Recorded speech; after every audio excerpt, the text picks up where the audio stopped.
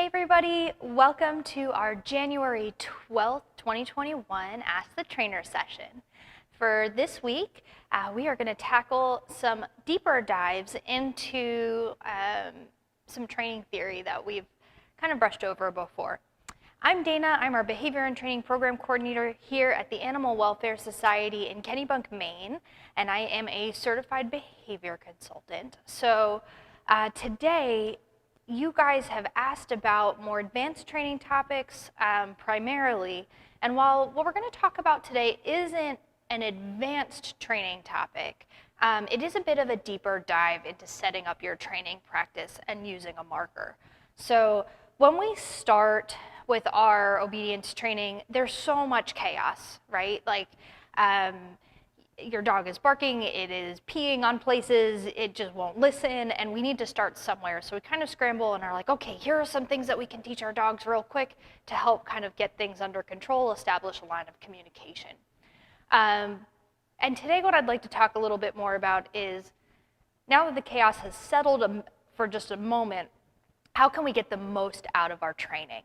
So let's talk about setting up our training practice. First thing that you want to do is separately from your dog, by yourself or with your family or whoever is the caretakers for your dog, you want to set what your priorities are. Tackling everything all at once is just not going to happen.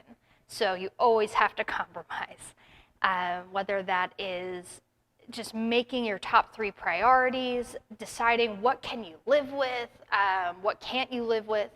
And that's going to be really personal to you and your family and your environment. So what you want to do is like pick your top 3 or pick something that will be really important that you cannot live without. So, you know, if you have a new puppy, this might be house training right now. It could be, I don't care if he does X, Y, and Z, but he cannot pee in the house. So we are going to focus our efforts there. Pick where you want to focus. I have a new puppy at home, so this is why we're talking about house training is big on my brain at the moment. And then also for me is chewing. So like not destroying my furniture or my arms and hands. So those in my family are the top 2 big things that, you know, if he sits, great. If he lies down, that's fun, whatever. He's not awesome at walking on a leash yet. But you know what, we have a yard that it's okay for him to be off of a leash, so I'm not really worried about that just now. I'm more worried about house training and puppy biting and chewing. So for that type of things, that is what we're focusing on. That is what we're going to stay consistent with. So that's the next step. What you need to do is stay consistent. Pick what you're going to do, plan it out, and do not deviate from the plan unless it's not working and you need to change it. Your training and your priorities are individual to you. There is no rules on, well, that trainer said that I need to teach my dog how to heel by the time they're 12 weeks old. It doesn't matter if it doesn't matter to you. Your training is important for your household, your family. So what we're going to say is you stay consistent then with your goals, especially at the beginning of trying to change a behavior. Dogs are awesome at finding patterns.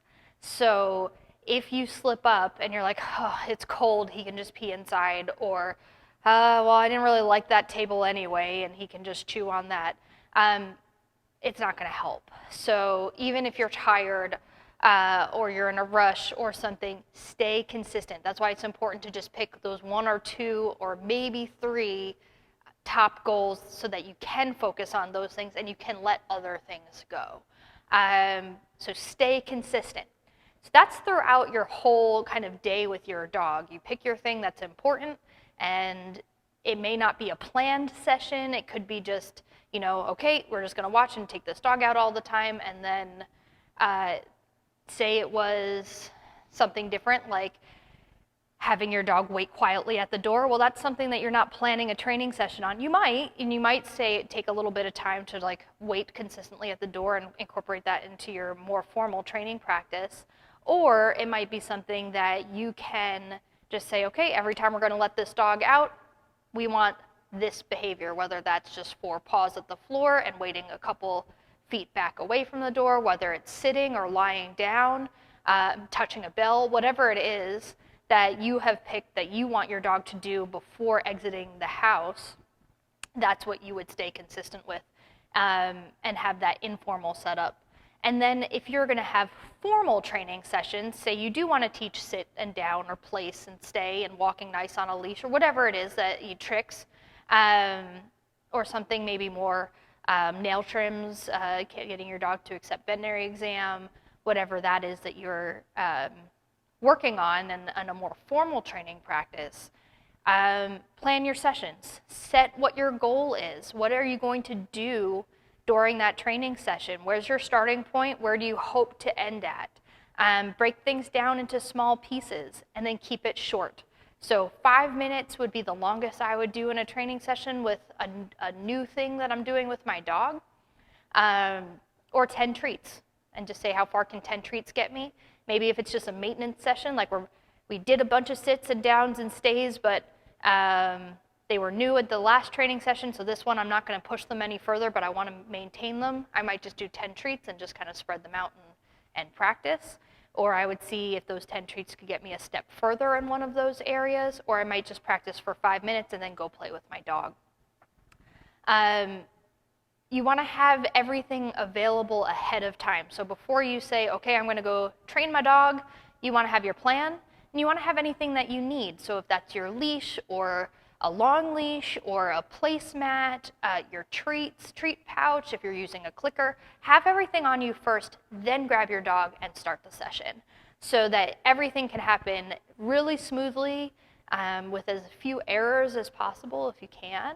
And then if you want to be able to reinforce your dog in between sessions, then have treats or your things easily available. So whether that's a squeaky ball that your dog really loves or a tugger or just treats, we have like a little mason jar full of treats on our kitchen counter that I have easy access to.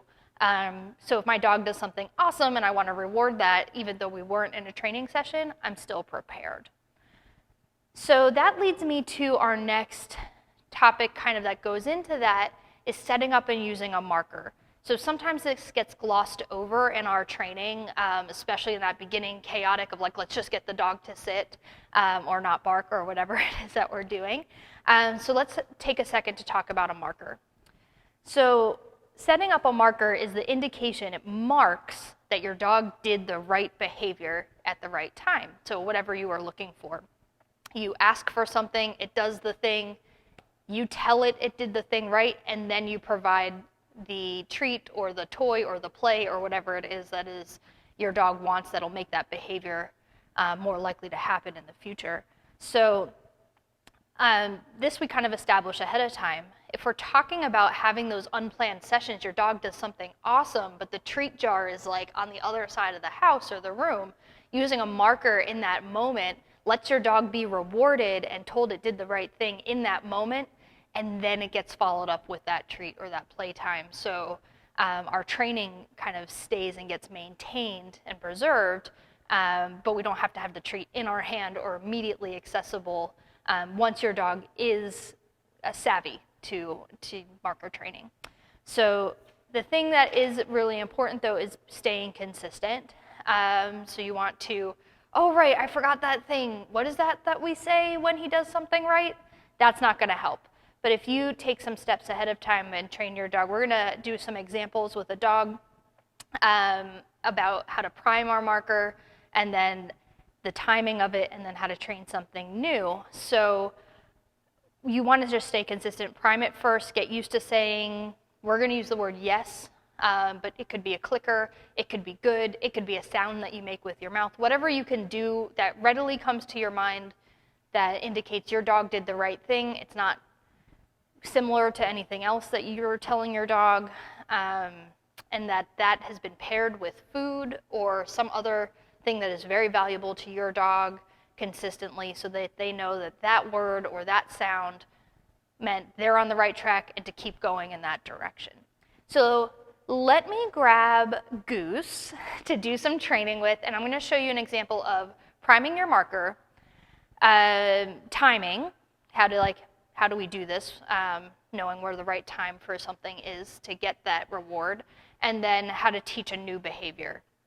from using a marker and how that gets really precise, which makes training faster and smoother and less frustrating for everybody. So hang tight, let me grab Goose, and I'll be right back with you.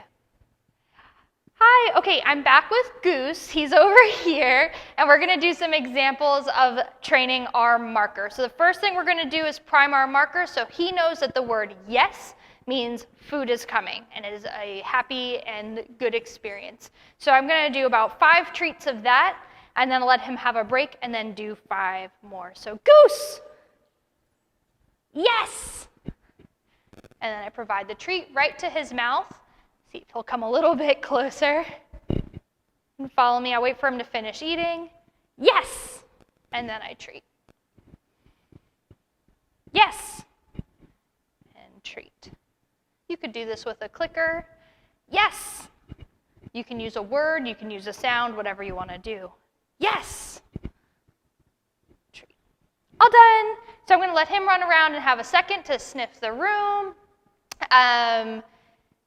In this moment, you want to just, kind of think about which marker you're using, give your dog a little bit of a break, and start to see you want them to perk up when that marker happens of, ooh, that was a good thing, food is coming. You want to be careful that they're not doing anything really that you don't want them to do or naughty while you're training and pairing this. You don't want to inadvertently train that. But otherwise, they don't have to be doing anything specific. We're going to do that in our next example. Goose! Ready to do a little more? Yes! I reach into my pocket and treat. Yes!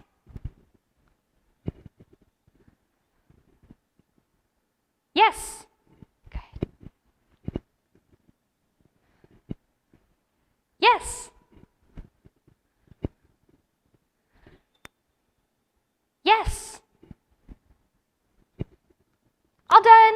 So quick, short 5-session training. He says, I'm not all done, I like treats.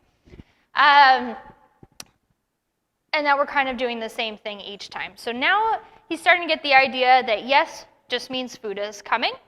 So what we're going to do is work on our timing. So a great example for timing I'm going to use is touch, which means come touch your nose to my hand. So if I'm training him to do touch, I'm going to say yes as soon as I feel wet dog nose on my hand. And Goose does know this one, so I am going to use the cue for it. Goose, touch. Yes. And I wait for him to finish chewing before I start another thing. Touch. Oh, he likes to roll over. That's one of his favorites. Come on. Yes. Since he didn't do it, I wasn't going to cue it again, but just wait for that behavior that I wanted. Touch. Oh, he missed it, so I don't give my marker word. And I wait for him for a second. Okay, buddy. Touch. Yes. Touch. Yes. Touch. Yes. All done. Good job. So he knows it, but he doesn't know it super well. He prefers to roll over, which he offers a lot. And that kind of thing is waiting your dog out a little bit, using your marker to really only reward the behavior that you were looking for, which we're going to do next. So training something totally new. So Goose knew that last one, not awesome, but we worked on it and he was starting to get it a lot faster at the end there. So then we're going to work on something new. Spin is something that's really easy. What I'd like to do is break it down into really small pieces. So in order to teach a dog how to spin, I usually have them facing me and in a standing position. And then I'm going to mark and reward, so yes and treat, for maybe just the first quarter of a spin, and then a half one, and then the full way around. How you break this down is going to be individual to your dog. If your dog is really easy about spinning, maybe you don't have to break it down at all, and you mark and reward for a full turn.